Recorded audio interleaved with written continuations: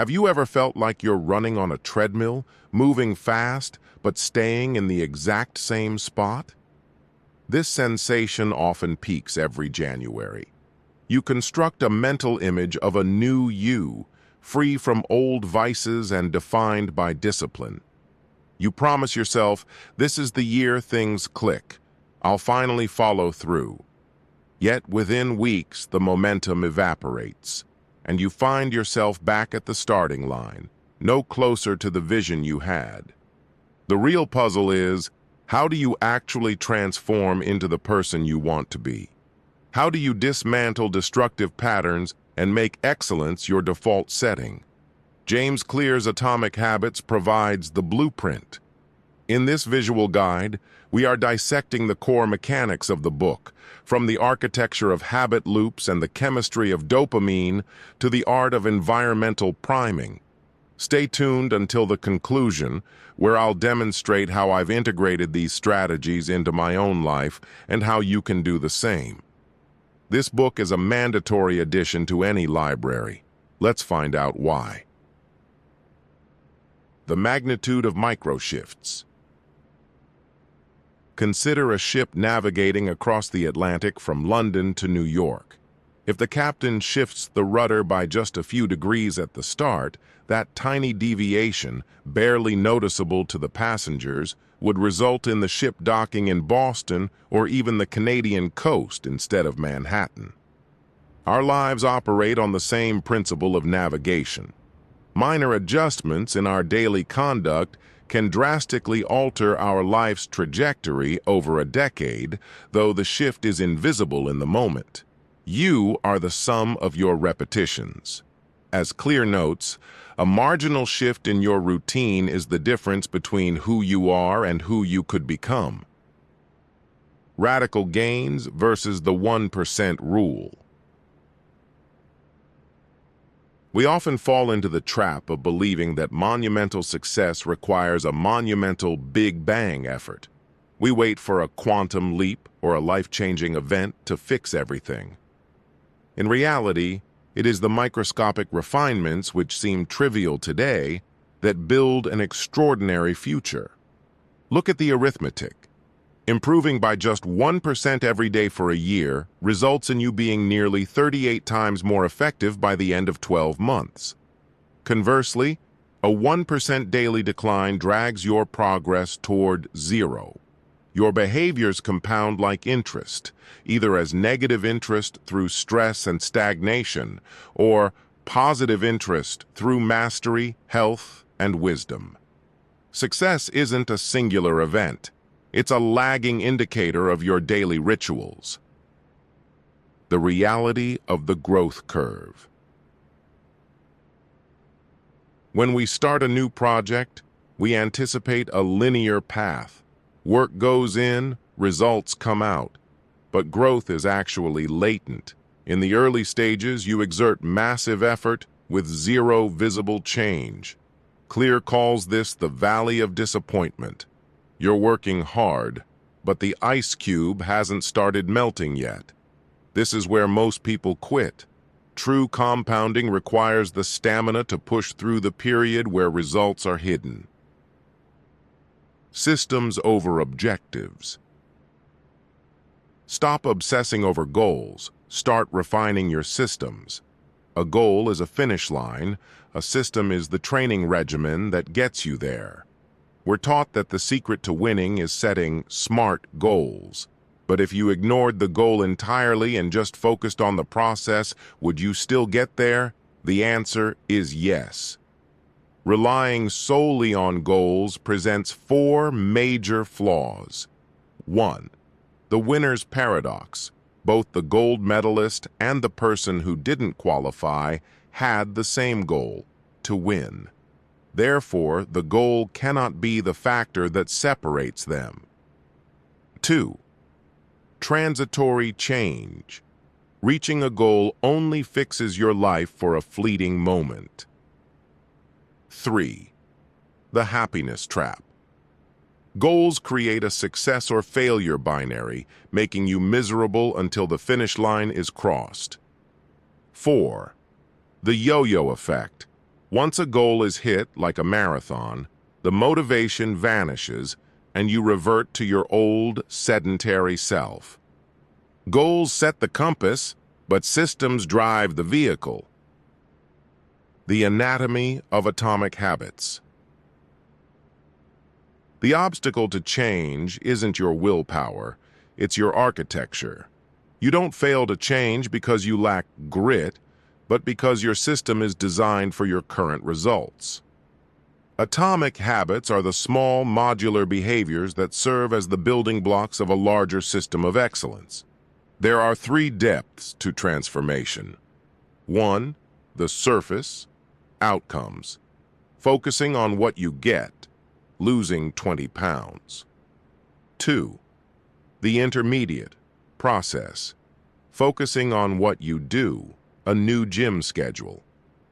3, the core, identity, focusing on what you believe, who you are. Most people try to change from the outside in. The most durable change is inside out. The objective isn't to read a book, it's to become a reader. The objective isn't to run a race, it's to become an athlete. When a behavior aligns with your identity, it stops being a chore and starts being a reflection of who you are. Every action you take is a vote for the type of person you wish to become. The feedback loop. A habit is simply a mental shortcut for a recurring problem. It's an automated response managed by a 4-stage loop. Cue plus craving plus response plus reward. Example: A. Your phone chimes. Cue. You feel a surge of curiosity. Craving. You unlock the device. Response. Your curiosity is satisfied. Reward. Example: B. You feel overwhelmed by a task. Cue. You want to escape the stress. Craving. You open a news site. Response. You feel a temporary distraction. Reward. Over time, your brain links the cue directly to the reward. This is how 30 seconds of checking the time turns into 30 minutes of scrolling. To master your life, you must master these 4 stages. Law 1. Make it obvious. You cannot fix what you cannot see. Use a habit audit to list every action from your morning coffee to your bedtime routine. Label them as beneficial, plus, detrimental, minus, or neutral, equals. Don't judge, just observe. As Carl Jung suggested, until you bring the subconscious to light, it will dictate your path, and you'll call it bad luck. Clarity is the antidote to failure. I'll start exercising is too vague. You need a script for action. I will, action, at time and place. Vague, I'll meditate more. Clear, I will meditate for 5 minutes at 7 a.m. in the armchair. You can also use habit anchoring. After current habit, I will new habit. For example, after I pour my coffee, I will write 1 sentence in my journal. Finally, design your environment. We are visual creatures. If you want to practice guitar, put it in the center of the room, not in the case. If you want to stop eating snacks, put them in a high, opaque cupboard. Create zones of activity. 1 desk for work, 1 chair for reading, 1 bed for sleep. 1 space, 1 function. Law 2. Make it attractive. Action is driven by the anticipation of reward. Our brains are wired for dopamine spikes, which actually peak before we perform the task, not after. To build a habit, you must link it to something you already enjoy through temptation pairing. For example, you only listen to your favorite podcast while doing the laundry. We are also social mimics. To make a habit stick, join a community where your desired behavior is the normal behavior. If you want to be a writer, hang out with people who treat daily writing as a standard requirement, not a special event. Law 3. Make it easy. The secret to habit formation isn't time, it's frequency. Quantity leads to quality. The path of least resistance dictates that we will always choose the easiest option. To win, reduce the friction for good habits and increase it for bad ones. The 2-minute rule. Any new habit should take less than 120 seconds to start. Don't run 5 miles. Put on your running shoes. Once you start, the momentum usually carries you through. Priming. Set the stage the night before. Put your gym bag by the door or your work materials on the desk.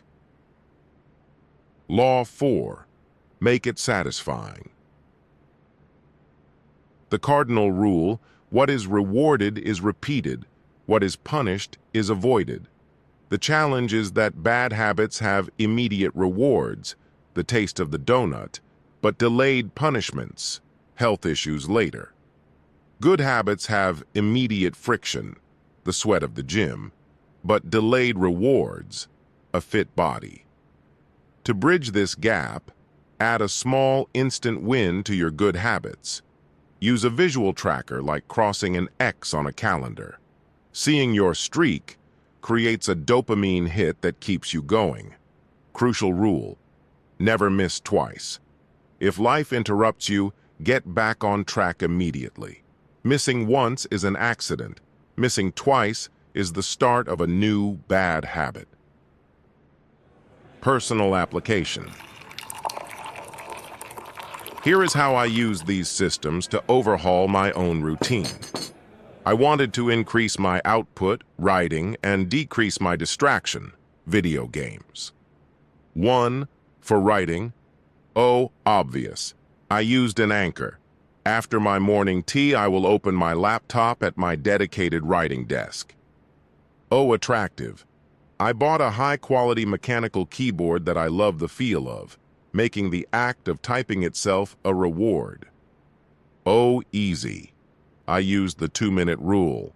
Just write 1 paragraph. I also primed the environment by leaving my document open the night before. Satisfying. I use a wall calendar. I cannot go to bed until I've marked my X for the day. 2. For video games, invisible. I put the console in a closed cabinet so I don't see it when I walk into the room. Unattractive. I remind myself that virtual achievements don't build my real-world career. Difficult. I unhooked the cables and put the controller in a separate room. The 5 minutes of setup time is enough to make me choose reading instead. Unsatisfying. I told my roommate to charge me $20 every time he sees me playing before 6 p.m. Atomic Habits is more than a book. It's an operating system for the human mind. I highly encourage you to read the full text to explore the deeper nuances James Clear offers. Thank you for your time. I'll see you in the next video.